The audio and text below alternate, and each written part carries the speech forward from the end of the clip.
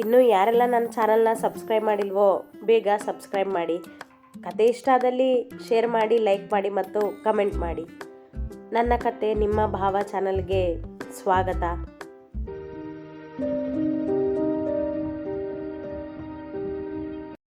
ಸಂಜೆ 4 ಗಂಟೆಯಾಗಿತ್ತೇನೋ. ಕೃಷ್ಣ ಲ್ಯಾಬ್ನಲ್ಲಿ ಕುಳಿತಿದ್ದ ಶ್ರೀನಿಕಾಳ ಯೋಚನೆಯಲ್ಲಿ. ಬೆಳಗ್ಗೆಯಿಂದ 100 ಬಾರಿ ಕರೆ ಮಾಡಿದ್ದನೇನೋ ಅವಳಿಗೆ. ಅದೆಷ್ಟು ಸಂದೇಶ ಕಳುಹಿಸಿದ್ದನೋ ಅವಳಿಗೆ. ಯಾವುದಕ್ಕೂ ಉತ್ತರ ಬರದೆ ಅವ ಬೆಳಗ್ಗೆಯಿಂದ ಒದ್ದಾಡಿ ತನ್ನ ಮಂದಹಾಸವನ್ನೇ ಕಳೆದುಕೊಂಡು ಕುಳಿತಿದ್ದ. ಫೋನ್ ರಿಂಗಾಯಿತು. ನೋಡಿದವನ ಮನಕ್ಕೀಗ ಜೀವ ಬಂದಿತ್ತು. ಶ್ರೀ ಎಂಬ ಹೆಸರು ಪರದೆಯ ಮೇಲೆ ಮೂಡುತ್ತಲೇ ಕೈಯಲ್ಲಿ ಫೋನ್ ಹಿಡಿದವ ರಿಸೀವ್ ಮಾಡಿ ಕಿವಿಗಿಟ್ಟ. ಹಲೋ ಶ್ರೀ, ಎಲ್ಲಿದೆಯಾ ನೀನು? ಹೇಗಿದೆಯಾ? ಯಾಕೆ ಕಾಲ್ ಮಾಡಿಲ್ಲ ಬೆಳಗ್ಗೆಯಿಂದ ನೀನು ನನಗೆ? ನನ್ನ ಕಾಲ್ ಯಾಕೆ ರಿಸೀವ್ ಮಾಡಿಲ್ಲ? ನಿನಗೇನೂ ಆಗಿಲ್ಲ ತಾನೆ? ಒಂದೇ ಉಸಿರಿನಲ್ಲಿ ಪ್ರಶ್ನೆ ಕೇಳಿದ. ಸರ್ ಕೂಲಾಗಿ ನೀವು. ನನಗೇನೂ ಆಗಿಲ್ಲ, ನಾನು ಆರಾಮಾಗೇ ಇದ್ದೀನಿ. ಎಂದಿನಂತೆ ಸಹಜವಾಗಿ ಮಾತನಾಡಿದ್ದ ಶ್ರೀನಿಕಾಳಿಗೆ ಅವನ ಆತಂಕ, ಅವನ ಸಂಕಟದ ಅರಿವಿರಲಿಲ್ಲ. ಎಲ್ಲಿದೆಯಾ ನೀನು? ಮೊದಲು ಹೇಳು, ನಾನು ಅಲ್ಲಿಗೆ ಬರ್ತೀನಿ. ನಾನು ಈಗಲೇ ನೋಡಬೇಕು ನಿನ್ನನ್ನು. ಎಂದಿಗಿಂತ ಅವನ ಧ್ವನಿ ಕೊಂಚ ಜೋರಾಗಿತ್ತು. ಸರ್, ನಾನು ಇಲ್ಲೇ ನಿಮ್ಮ ಮುಂದೆನೇ ಇದ್ದೀನಿ ನೋಡಿ ಎನ್ನುತ್ತಲೇ ಬಾಗಿಲಲ್ಲಿ ಬಂದು ನಿಂತಳು. ಅವಳನ್ನು ಕಂಡ ಕೃಷ್ಣ ಅವಳತ್ತ ಹೆಜ್ಜೆ ಹಾಕಿದ. ಶ್ರೀ ನಡೆದು ಒಳ ಬಂದಳು. ನಿನಗೇನೂ ಆಗಿಲ್ಲ ತಾನೆ?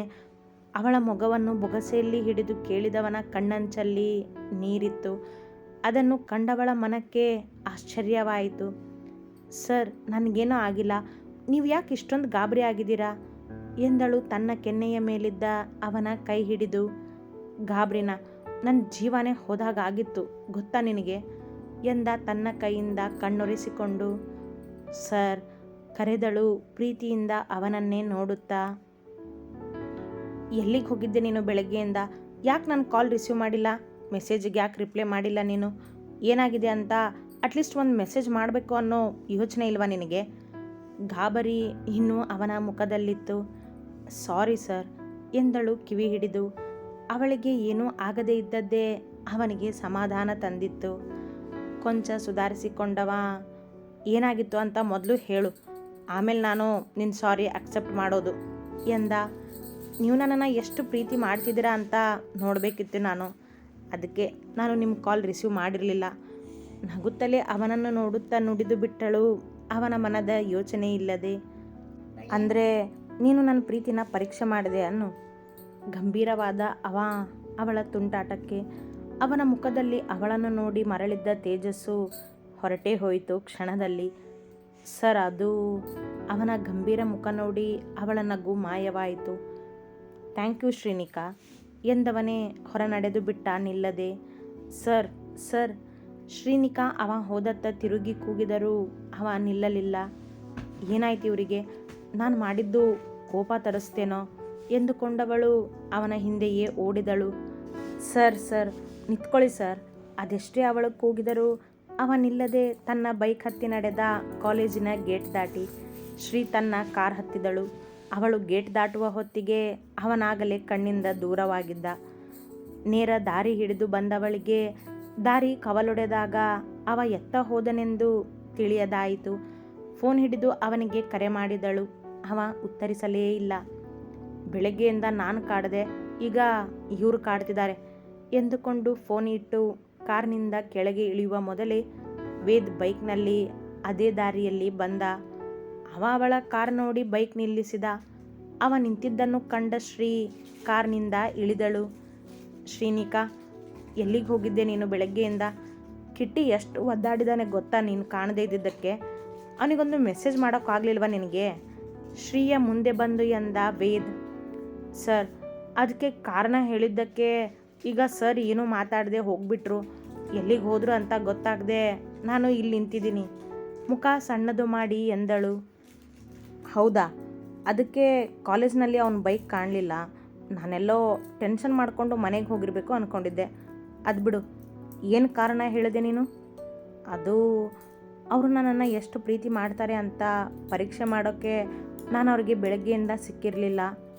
ಹೇಳಲೋ ಬೇಡವೋ ಎಂಬಂತೆ ಸಣ್ಣ ಧ್ವನಿಯಲ್ಲಿ ಹೇಳಿದವಳ ಮಾತಿಗೆ ಕೋಪಗೊಂಡ Ved. Are you mad Shrinika? ನಿನಗೆ ಗೊತ್ತಾ ಅವನಿನನ್ನು ಎಷ್ಟು ಹಚ್ಕೊಂಡಿದ್ದಾನೆ ಅಂತ. ಅವನಿಗೆ ನೀನು ಅಂದರೆ ಜೀವ. ಅವನು ಯಾವ ವಿಷಯಕ್ಕೂ ಇಷ್ಟೊಂದು ತಲೆ ಕೆಡಿಸ್ಕೊಳ್ಳೋದನ್ನು ನಾನು ನೋಡಿರಲೇ ಇಲ್ಲ. ಆದರೆ ನಿನ್ನ ವಿಷಯದಲ್ಲಿ ಇವತ್ತು ಅವನು ಹುಚ್ಚನೇ ಆಗಿದ್ದ. ಯಾವ ಕೆಲಸದ ಕಡೆನೂ ಗಮನ ಕೊಟ್ಟಿಲ್ಲ ಗೊತ್ತಾ ಅವನು. ಕೃಷ್ಣನ ಮನಸ್ಥಿತಿ ವಿವರಿಸಿದ ವೇದ್ ಮುಖವನ್ನೇ ನೋಡುತ್ತಿದ್ದ ಶ್ರೀಗೆ ಸಂಕಟವಾಯಿತು, ತಾನು ತಪ್ಪು ಮಾಡಿದಳೆಂದು. ಸರ್, ಈಗ ಸರ್ ಎಲ್ಲಿಗೆ ಹೋಗಿರ್ತಾರೆ? ಅವನ ಮನಸ್ಸಿಗೆ ಬೇಜಾರಾಗಿದೆ ಅಂದಮೇಲೆ ಅವನು ಎಂದವ ಬನ್ನಿ ನೋಡೋಣ ಎಂದು ಬೈಕ್ ಹತ್ತಿದ. ಶ್ರೀ ಕಾರ್ ಹತ್ತಿ ಅವನ ಹಿಂದೆ ನಡೆದಳು. ವೇದ್ ನೇರವಾಗಿ ನಡೆದದ್ದು ಪೆಟ್ಟಿಗೆ ಅಂಗಡಿಗೆ. ಕೃಷ್ಣನಿಗೆ ಬೇಜಾರಾದರೆ ಅಲ್ಲಿಗೆ ಮೊದಲು ಹೋಗುತ್ತಿದ್ದನಲ್ಲ. ಅವನ ಅಂದಾಜು ನಿಜವೇ ಆಗಿತ್ತು. ಕೃಷ್ಣ ಆ ಪೆಟ್ಟಿಗೆ ಅಂಗಡಿಯ ಹಿಂದೆ ಸಿಗರೇಟ್ ಸೇದುತ್ತಾ ನಿಂತಿದ್ದ. ಅಂಗಡಿಯ ಮುಂದೆ ಅವನ ಬೈಕ್ ನೋಡಿ ವೇದ್ ಅಲ್ಲಿ ನಿಂತ. ಅವನ ಹಿಂದೆಯೇ ಬಂದಿದ್ದ ಶ್ರೀನಿಕಾ ಕಾರ್ ನಿಲ್ಲಿಸಿ ಕೆಳಗಿಳಿದು ಬಂದಳು. ಅಲ್ಲಿ ಹಿಂದೆ ಇರ್ತಾನೆ ಶ್ರೀಯ ಮುಖ ನೋಡಿ ಎಂದ ವೇದ್ ಮುಂದೆ ಹೆಜ್ಜೆ ಇಡುವ ಮೊದಲೇ ಶ್ರೀ ಹೆಜ್ಜೆ ಇಟ್ಟು ಮುಂದೆ ಹೋದಳು. ಟೆನ್ಷನ್ನಿನಲ್ಲಿದ್ದ ಕೃಷ್ಣ ಒಂದೇ ಸಮನೆ ಸಿಗರೇಟ್ ಉರಿಸುತ್ತಾ ಹೊಗೆ ಬಿಡುತ್ತಾ ಅಂಗಡಿಯ ಹಿಂದೆ ನಿಂತಿದ್ದ. ಸರ್, ಎಲ್ಲಿ?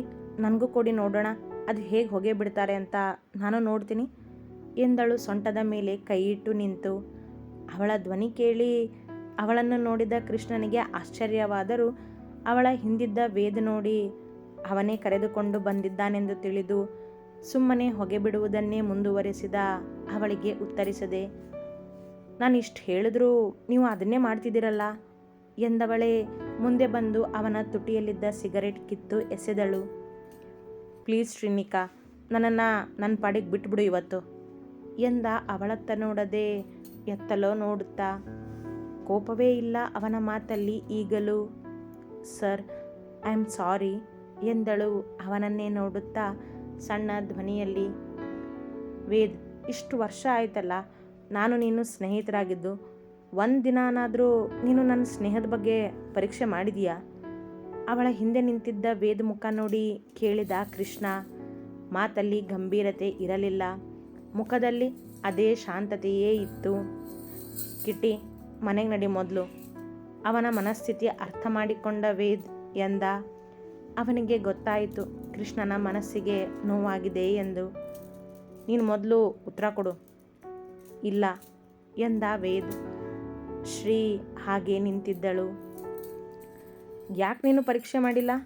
ಮತ್ತೊಂದು ಪ್ರಶ್ನೆ ಕೃಷ್ಣನದ್ದು ತಾಳ್ಮೆಯಿಂದಲೇ. ಯಾಕಂದರೆ ನಿನ್ನ ಸ್ನೇಹದಲ್ಲಿ ನನಗೆ ಏನೂ ಕಡಿಮೆಯಾಗಿಲ್ಲ, ಯಾವತ್ತೂ ನೋವಾಗಿಲ್ಲ.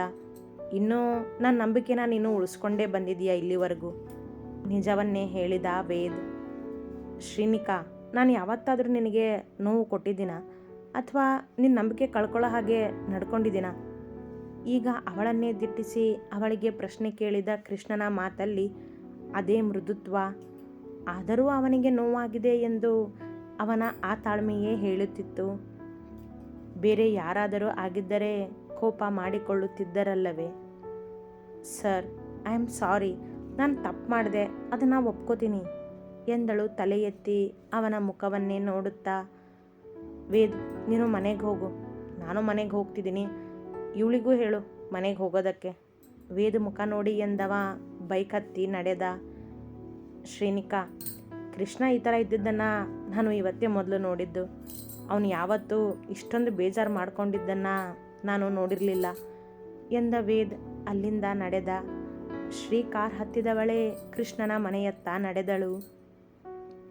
ಕೃಷ್ಣ ತನ್ನ ಮನೆಯ ಗೇಟ್ ದಾಟುತ್ತಿದ್ದಂತೆ ಜೋರಾಗಿ ಬಂದ ಶ್ರೀಯ ಕಾರ್ ಅವನ ಮನೆ ಮುಂದೆ ನಿಂತಿತು. ಬೇಗ ಇಳಿದವಳೆ ಅವ ಮನೆಯ ಬೀಗ ತೆಗೆದು ಬಾಗಿಲು ತೆಗೆಯುವ ಮೊದಲೇ ಬಂದಳು ಬಾಗಿಲಿಗೆ. ಚಾಕು ಅವಳನ್ನು ಕಾಣುತ್ತಲೇ ಬೊಗಳಲು ಶುರು ಮಾಡಿದ. ಅದನ್ನಿನ್ನು ಕಟ್ಟಿದ್ದರಿಂದ ಶ್ರೀ ತಲೆ ಕೆಡಿಸಿಕೊಳ್ಳಲಿಲ್ಲ. ಸರ್, ಪ್ಲೀಸ್ ನನ್ನನ್ನು ಕ್ಷಮಿಸಿ ಬಾಗಿಲು ತೆಗೆಯಲೆಂದು ಹಿಡಿದಿದ್ದ ಅವನ ಕೈ ಹಿಡಿದು ಕೇಳಿದಳು. ಕ್ಷಣದಲ್ಲೇ ಅವಳು ಹಿಡಿದ ಕೈ ಹಿಂದೆ ತೆಗೆದವ. ಶ್ರೀನಿಕಾ, ನನಗೀಗ ಮಾತಾಡೋಕ್ಕಾಗೋಲ್ಲ, ಸೊ ಪ್ಲೀಸ್ ಮನೆಗೆ ಹೋಗು ನೀನು. ಅವಳನ್ನು ನೋಡದೆ ತಾಳ್ಮೆ ಕಳೆದುಕೊಳ್ಳದೆ ಎಂದ. ಸರ್ ಪ್ಲೀಸ್ ಬೇಡಿದಳು ಮುಖ ಕಿವುಚಿ. ನನಗೆ ನಿನ್ನ ಮೇಲೆ ಕೋಪ ಇಲ್ಲ ಶ್ರೀನಿಕಾ, ನಾನು ಮಾತಾಡ್ತೀನಿ ನಿನ್ನ ಜೊತೆ, ಆದರೆ ಈಗ ಬೇಡ, ನನಗೆ ಒಬ್ಬನೇ ಇರಬೇಕು ಅನ್ನಿಸ್ತಿದೆ. So please. ಮತ್ತು ಯಾವಾಗ ಮಾತಾಡ್ತೀರಾ? ಕಾಲ್ ಮಾಡ್ತೀರಾ ಆಮೇಲೆ? ಅವನ ಬೇಸರ ನೋಡಿ ಕೇಳಿದಳು. ಅವಳ ಮಾತಿಗೆ ಅವಳನ್ನೇ ದಿಟ್ಟಿಸಿದವ, ಬೆಳಗ್ಗೆಯಿಂದ ನಾನು ತುಂಬ ಸರಿ ಮಾಡಿದ್ದೀನಿ ನಿನಗೆ, ಒಂದು ಸರಿ ರಿಸೀವ್ ಮಾಡಿದ್ರೆ ಸಾಕಿತ್ತಲ್ವಾ? ಕಾಡಬೇಕು ನಿಜ, ಆದರೆ ಇಷ್ಟೊಂದಾ? ಇನ್ನೊಬ್ಬರು ಪ್ರೀತಿನ ಪರೀಕ್ಷೆ ಮಾಡಿ ನೋಯಿಸೋವಷ್ಟೇನು? ಅವನ ನೋವನ್ನು ಒಂದೇ ಮಾತಿನಲ್ಲಿ ಹೇಳಿದವನಿಗೆ ಅವಳ ಬಳಿ ಮಾತನಾಡಲು ಸಾಕಷ್ಟಿತ್ತು. ಆದರೆ ಏಕೋ ಅವನ ಮನ ಒಪ್ಪಲಿಲ್ಲ. ಸಾರಿ ಎಂದಳು ತಲೆ ತಗ್ಗಿಸಿ. ನೀನು ಮನೆಗೆ ಹೋಗು ಈಗ, ನಾನು ನಾಳೆ ಮಾತಾಡ್ತೀನಿ ಎಂದವನೇ ಒಳನಡೆದ. ಇನ್ನವನನ್ನು ಮಾತನಾಡಿಸಲಾಗದೆ ಶ್ರೀ ಕಾರ್ ಹತ್ತಿ ನಡೆದಳು. ಅದೇಕೋ ಈ ಹುಡುಗಿಗೆ ಅವನ ಪ್ರೀತಿಯ ಪರಿ ನೋಡಿ ಸಂಕಟವಾಯಿತು. ತಾನು ಅಷ್ಟೊಂದು ಕಾಡಿದರೂ ತನಗಾದ ಬೇಸರವನ್ನು ಹೇಳದೆ, ತನ್ನ ತಾಳ್ಮೆ ಬಿಟ್ಟು ಅವಳಿಗೆ ಬೈಯದೆ ಅವ ತೋರಿದ ಕಾಳಜಿ ಅವಳಿಗೆ ಮೆಚ್ಚುಗೆಯಾಗಿತ್ತು. ಇವಳು ಮಾಡಿದ ಪರೀಕ್ಷೆಯಲ್ಲಿ ಅವ ಗೆದ್ದಿದ್ದ. ಅವನಿಗೆ ತಾನೆಂದರೆ ಜೀವವೆಂದು ಶ್ರೀಗೆ ಚೆನ್ನಾಗಿ ಅರಿವಾಗಿತ್ತು. ವೇದ್ ಹೇಳಿದ ಮಾತು ಕೇಳಿ, ಕೃಷ್ಣನ ಬೇಸರ ನೋಡಿ. ಆದರೆ ಅವನ ಪ್ರೀತಿಯ ಆಳ ಅವಳಿಗಿನ್ನೂ ತಿಳಿಯದ್ದು. ಅದು ತಿಳಿದಾಗ ಅವಳ ಕಣ್ಣಲ್ಲಿ ನೀರು ನಿಶ್ಚಿತವೇ. ಅವಳ ಪ್ರೀತಿ ಏನೆಂದು ಅವನಿಗೆ ತಿಳಿಯದ್ದು. ಅದು ತಿಳಿದಾಗ ಅವ ಅನುಭವಿಸುವ ನೋವು ಯಾರಿಗೂ ಗೊತ್ತಿರದದ್ದೇ. ಅತಿ ಹೆಚ್ಚಿನ ಕಥೆಗಳಿಗಾಗಿ ಹಿಂಬಾಲಿಸಿ ಪ್ರತಿಲಿಪಿ ಆ್ಯಪ್ನಲ್ಲಿ ಪ್ರತಿಮಾ SH ಅವರನ್ನು.